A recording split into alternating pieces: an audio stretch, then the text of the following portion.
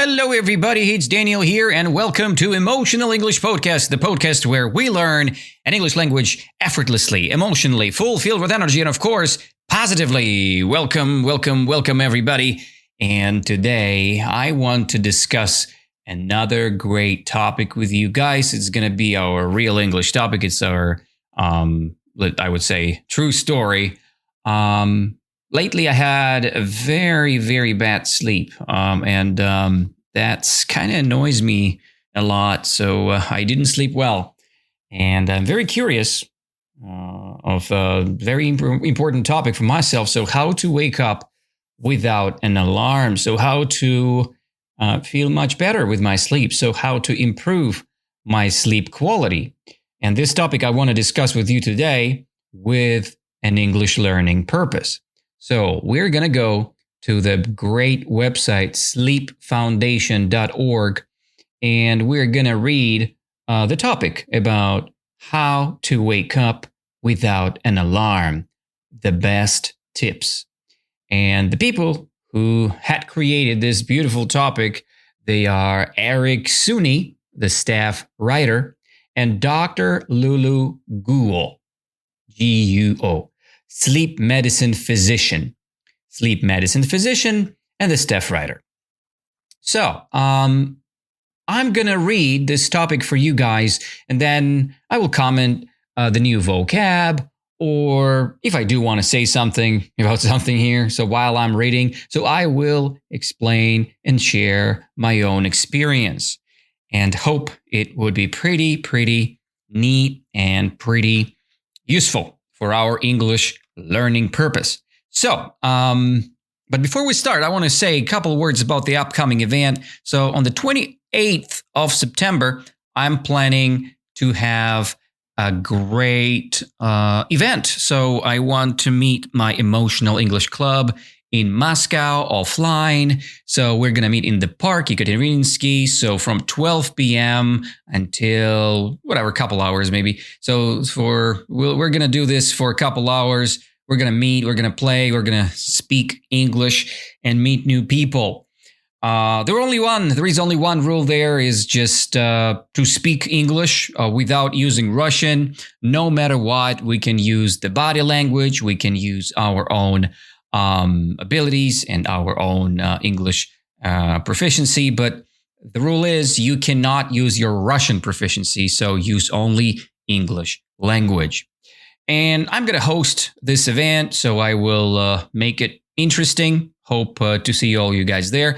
28th of September, Moscow City, Yekaterinsky Park, from 12 p.m. until 2:30 p.m. That's an approximate schedule. If the weather is bad, so we go to another place, I will announce on my Telegram channel where we're going to go. But as for now, the topic is pretty clear, so we're gonna be in Yekaterinsky Park for now. So, come back to the topic. So, how to wake up without an alarm. And there are many recommendations here and many statements, but I will start with an introduction. So, let's read the introduction first, couple paragraphs here. The best way to wake up without an alarm is to adjust the body circadian rhythms, circadian rhythm, the 24-hour clock that helps determine when a person feels sleepy or alert. So daily habits like getting natural light exposure in the morning or keeping a consistent sleep schedule can enable morning awakenings without a jarring alarm. So waking up without an alarm can combat morning grogginess, improve mood, and reduce daytime drowsiness. So several practical steps can help adapt the body's internal clock and make it possible to get up each morning without an alarm. So this is the introduction. And right now I want to go a little bit slower and with the concentration on each paragraph or each sentence. And I'll comment this topic with my own experience and what do I think about this. So if the word is kind of hard, I will try to simplify it for you guys and make it more understandable. That's why we're going to learn the new word and we will know how to explain something without using Russian language. So, the best way to wake up without an alarm is to adjust the body's circadian rhythm, the 24-hour clock that helps determine when a person feels sleepy or alert. So the best way to wake up without an alarm is to adjust the body's circadian rhythm. So what does it mean, adjusting? Adjusting, it's the same as making a configuration of something, right? So you are adjusting something when you make a correction. So, for example, you want to correct your mistake. You are adjusting your mistake. When you need to correct your body's circadian rhythm, so you should make a little manipulation and correct your body's circadian rhythm. What does it mean, circadian rhythm? This is like the rhythm of life you having, right? So you go to sleep, you go and wake up, the specific hours, right? And what the circadian rhythm is telling us. So the official picture I have in front of my eyes is that classic deepest sleep starts from 2 p.m. It means if you haven't fallen asleep that time, so it means, until that time, it means you're in a big trouble because you are kind of skipping the circadian rhythm and you're just feeling more stressed, and that's what I'm feeling right now. So I do not go to sleep right now at 2 a.m. That's a very big problem for me. So I want to fix it. I want to adjust this problem. And you know what? What another period they show us here. So 2 a.m. it's a deepest sleep. 4:30 a.m. it's the lowest body temperature period. 6:45 a.m. it's the sharpest blood pressure rise. 7:30 a.m. it's a melatonin secretion stops. 10 a.m. highest alertness. Next, 2:30 p.m. best coordination. Coordination. So 2:30 p.m. it's best coordination. 3:30 p.m. it's the fastest reaction time. Next, 5 p.m. it's a best muscle strength and cardiovascular efficiency. 6:30 p.m. it's the highest blood pressure. Then 7 p.m. it's the highest body temperature. And then 9 p.m. it's a melatonin secretion starts, right? Yeah, that's actually the whole cycle of or circadian rhythm. If something goes wrong, we live incorrectly, right? So if I don't go to sleep and if I'm not going to bed at 9 p.m., so the whole melatonin thing screwed up. So that's what I can say, screwed up. I need to go to bed 9 p.m. That's a general idea here. And I need not to skip my deepest sleep time because this is the circadian rhythm. It's a natural circadian rhythm. So that's what I've got from the little picture. I hope you got it, right? So if you want to adjust the body circadian rhythm, you need to fix your daily schedule and you need to understand that every single hour, your body functioning differently. So, for example, for digesting and for your, let's say, what is the best time to go to the toilet, let's say, right? It's the morning time because you're cleaning your stomach, right? And your body is more clean when you got done your job in the morning and when you're doing it in a different time. So maybe it's not going in correlation with your circadian rhythm. And what they say here, the 24-hour clock helps determine when a person feels sleepy or alert. So this circadian rhythm explains you what is the best time for each activity.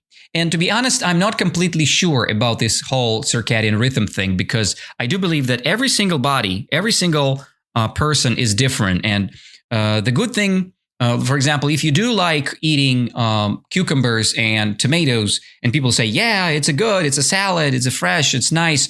For some people, this salad is very healthy, but for some of individuals, it's not very good, and maybe you need there's some preparation done with these vegetables. For example, maybe your body is feeling very bad about your fresh fruits and vegetables, so you should boil your vegetables first, right?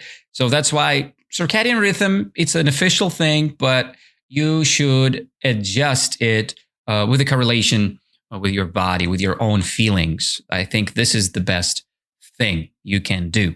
So another thing, what they say here, daily habits like getting natural light exposure in the morning or keeping a consistent sleep schedule can enable morning awakenings without a jarring alarm. What does it mean? What does it mean, jarring alarm? It means the alarm which is described as something annoying and not good for yourself. So jarring, it makes you uncomfortable, right? It's striking you in a shocking way. It's clashing you, and you don't like this feeling. So jarring alarm, it's an alarm clock which awakening you, and you feel very bad about it because you hear the vibration, you hear the annoying sound. You want to wake up in a natural way with a smile on your face, not with a groggy face, right? Not with a grumpy face on your face, right? So that's what we should acknowledge here. So, but let's discuss some more stuff here. So everything related to our sleep, it's our daily habit, right? So, and what is habit? Habit, it's something you do day by day. When you, let's say, eat only cookies during your breakfast, that's your bad habit. When you eat, let's say, vegetables and you eat, let's say, porridge or oatmeal in the morning. So that sounds like a daily good habit, right? And as more good habits we have, the better we become. And another good habit is getting natural light exposure. So when you have a natural amount of light show up, exposure, it's the same as connected or contacting you, right? When you are in contact with the natural light, your body feels natural and good. But when you sleep during the day and you awake during the night, that's not a natural light exposure. You're not a vampire. You're not an all, right? So you are the human in a human form. So we should listen to our body and and go with our daily good habits. But the problem that, again, every single person is different, and we just need to listen ourselves. What's the best time for us, and what should we do? Maybe we should go away from this jarring alarm and just follow our circadian rhythms. That's what this topic is generally about. And I would like to follow this because, you know what? I had a perfect schedule, but then something had happened. Probably I bought a tablet and I started to watch YouTube too much. And that was a big, big trouble. And probably I should cancel that. But let's go to the next paragraph and discuss a little bit more stuff. Waking up without an alarm can combat morning grogginess. Grogginess, by the way, that's the vibe you're having inside of you when you feel very, very tired, like, oh my God, I don't want to do anything. So you feel groggy, or grogginess is a noun. It's inside of you. In the reason of grogginess, you feel groggy. Okay. So when you wake up without an alarm, that can help you to feel more fresh. Fresh, it's the opposite of groggy. So you feel fresh, you feel nice, you don't have any grogginess. You can, for example, what else? Walking up without an alarm can improve your mood. It can reduce your daytime drowsiness. Another good word, drowsiness. It's the same as grogginess. Drowsiness is just this tired feeling. When you're drowsy, you want to sleep, right? Generally, you're just like, oh man, I'm so drowsy. I need to go and sleep a couple more hours, right? So, but that's a drowsiness attacking you.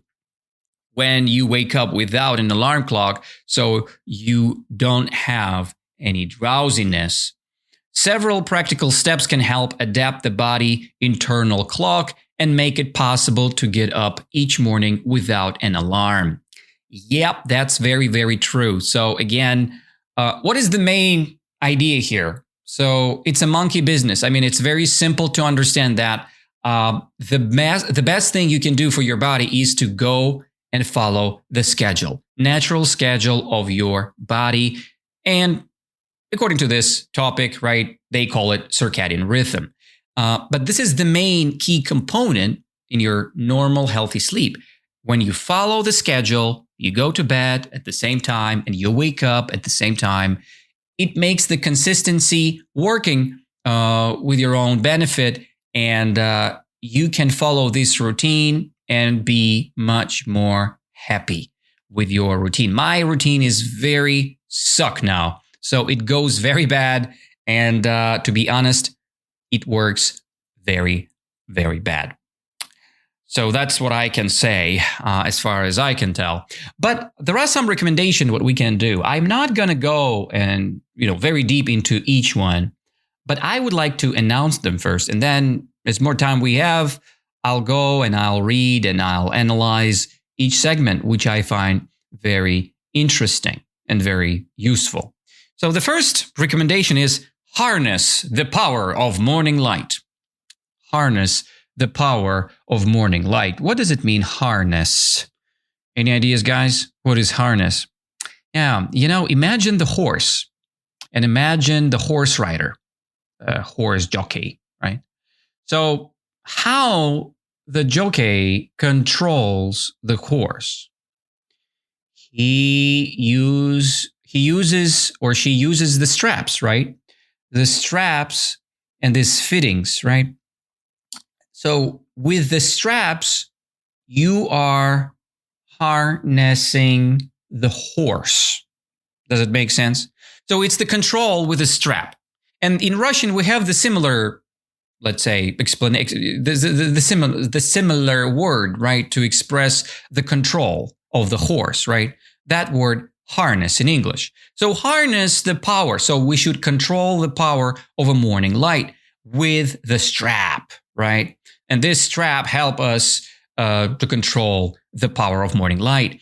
And if you're not familiar with the word strap, it's like this leather material rope which goes to your hands and kind of circling the horse neck, right? This is not the rope. This is the straps, right? And let's go a little bit deeper into it. So what does the author is talking about, what he wants to say or she wants to say about the power of morning lights. We know that we need to harness the power of morning light, but how we can harness, how we can control it, we should go a little bit deeper. And I think it's going to be a correlation with circadian rhythm. Yeah, and it is. Getting regular daylight exposure in the morning is one of the most potent ways to regulate your circadian rhythm. Morning sunlight helps the body coordinate its internal clock, which influences when you feel alert or sleepy. So, circadian rhythm, isn't it? Again, we discussed it already, so I think we can skip it. We already had discussed enough. I just want to comment the word potent, right? Potent ways. What does it mean? Potent ways. Most potent is powerful, great.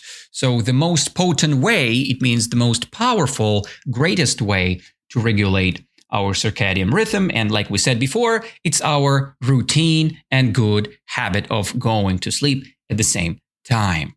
So the most potent, the most efficient, the greatest way, right? To control your circadian rhythm. And she says here that, or he says here, the most experts recommend at least 30 minutes of a daylight exposure every morning to help establish a sleep-wake cycle that is conducive to waking up without an alarm. And talking of this natural exposure of the daylight, I think, there are some curtains which are blocking the natural light. So probably we shouldn't use them, because when we use these curtains, right, they're kind of blocking your natural light source, right? So we need to cancel it. So I have this blackout curtains, and I need to stop using them. So I will avoid this activity. I will not close my curtains when I go to bed. So, and to finalize this idea, natural light exposure is optimal, but some very bright lights can also be beneficial. When possible, waking up with a sunrise can ensure morning light exposure and eliminate the need for an alarm. So light therapy lamps with at least 10,000 lux of light are recommended when natural light exposure is not possible, especially in areas with dark winters. Yeah, what they say here, so you can use the light therapy with the light or natural light, morning light, and that is kind of recommended, right? And of course, we do have a different reaction during the winter, because of the winter we have a very late sunrise, right? And that's why we have a different experience here. What's next? It was the first recommendation: harness the power of the morning light. The second one is simulate dawn. Simulate dawn. What does it mean, simulation? Simulation, it means you making a fake or like not realistic, not real, like gamification. You're having this, you gamifying an activity. You're making it in a fake way. It's called simulation, right? So it's not real. It's a simulation. It's a fake action. And what she says here, or he says here, a dawn simulator or wake up light can facilitate waking up without an alarm. These devices gradually increase bedroom illumination for 15 to 45 minutes before a set wake up time. Yeah, there are some clocks or alarm clocks. They have this simulation thing. So they start producing the light, particular one, during the specific hours, right? If you have, I've heard of this about LG, I guess. LG company, they produce this, if I'm not mistaken. So you can find the special alarm clock. But that's pretty, I would say, investing. It sounds pretty investing. So I need to invest money here. Not my thing. I don't want to invest money. I want to use the natural way if it's possible. Yeah. So, and we read the word facilitate. What does it mean, guys? Facilitate, it's the same as helping. When you are facilitating, or you are when something facilitate, it means it makes your life easier, right? And you can say that wake up light facilitate your waking up hours, right? Or you can say that the summer weather facilitate your productivity, right? Make it easier to be productive, right? Facilitate. That's a good word, by the way. It makes sure that you feel much better. Yeah, that's the thing. Next recommendation here, they give us to keep a consistent schedule, what we already had discussed, right? We had discussed it previously, and I think that is the main thing, to be stable. And they have here the little quote of a sleep physician, Lulu Gul, this lady, what I had announced before. So she says here, your alarm can wake you up during the middle of a sleep phase, which can cause sleep inertia or the groggy feeling from abruptly interrupted sleep. Yeah. So, the main idea here is that our sleep connected with sleep phases. So, if you haven't finished your sleeping phase, you feel broke. If you had finished your sleeping phase, it means you feel great and energized. So that's the very simple connection here, right? Yeah, that's what I see. The next what we have is dim the lights before bed. Dimming the light before bed.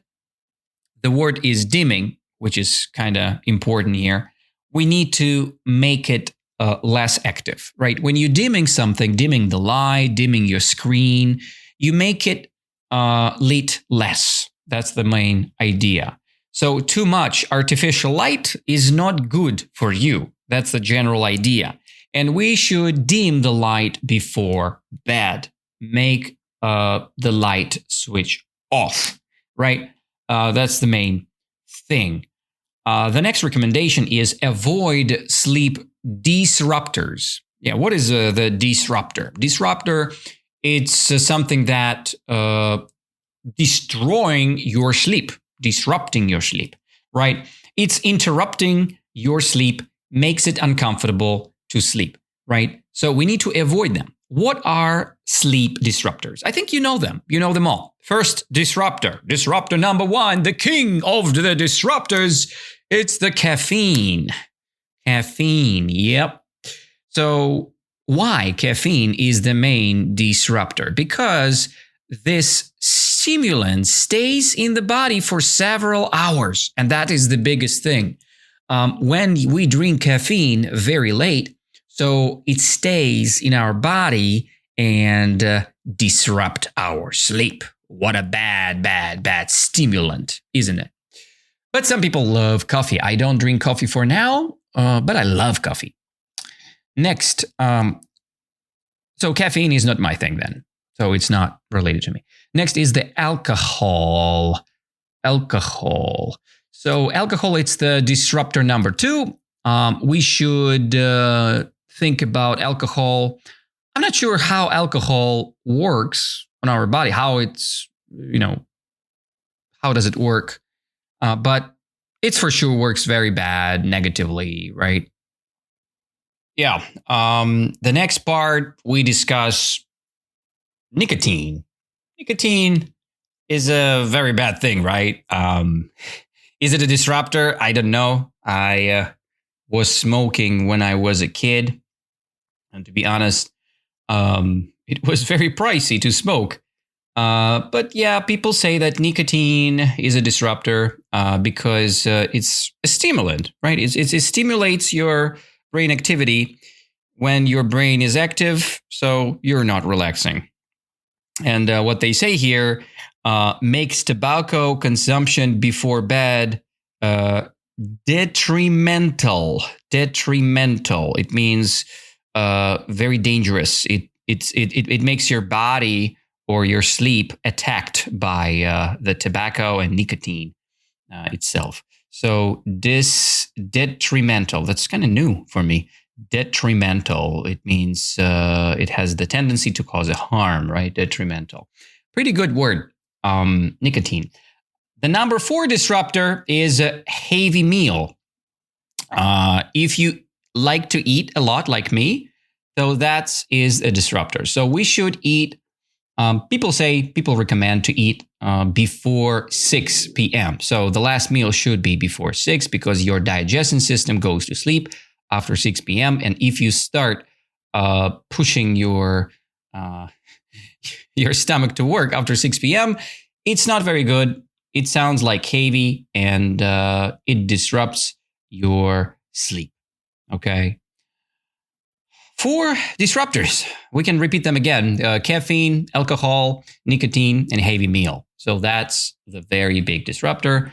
We should take care of it and be good about it, right? The next recommendation here, we should nap wisely. What does it mean, nap? Nap means a day's sleep, daily light sleep, right? It's not very good idea to have a nap. I know in Ayurvedic medicine, nap is not recommended for the type of body like me. I'm a Vata type, and it means I'm a windy type. So it's not recommended to have a nap to me because I'm a very active person. And when you keep your naps short and, in the right time, let's say before 3 p.m., and your sleep is not more than 20 minutes, it's okay. It's fine. It's all right. But when you sleep more than that, like I like to sleep for 1 hour, 1.5, this is pretty disrupting, right? So it can be a disruptor as well, and it makes your sleep less productive, and it's bad. It's bad for you. So that's what I can say. But some people can get an extra nap when they don't sleep enough. For example, if you sleep only 5 hours during the night, so the nap can give you some extra relaxation. So that's what works for me, right? So I don't sleep much during the night, so naps are good for me. But I want to change this. I want to change this bad habit, and I want to sleep normally from 9 p.m. until 6 a.m. That's my best routine, but I have my last lesson 9 p.m. But anyway, 10 p.m. is the max when I should be in the bed. That's actually my rule for now. I want to make it happen. The next recommendation here, to get a daily exercise. Yeah, sounds very good, right? So we should get a daily exercise to be tired in the end of the day. When you're not tired, you don't want to sleep. That's simple. And when you go to sleep, you should be at least a little bit tired, right? Daily physical activity can contribute to more consistent and more restorative sleep. Restorative, it means it recovers. It's restore your life, your energy, right? But intense exercise within 2 hours of a bedtime may have a negative impact on sleep. So when you exercise too much during the night, like me again, I like to roller skate during the night, 9 p.m., 10 p.m., and I come back home 10:30, and then I start having my shower, and it's already 12. I start watching YouTube. It's already 1 a.m. Not good. Not good at all, guys. That's a bad idea to have an exercise during the night. Or remember when I got this running marathon, right? This 100 days marathon on my Instagram. By the way, all the websites like Instagram, Facebook's blocked in Russia. So because the Russian government, they don't want you to use them. So please do not use them. But you know what to do. It's your life. So I just should to say that, guys. I should say that because it's prohibited by the law. So you do what you do.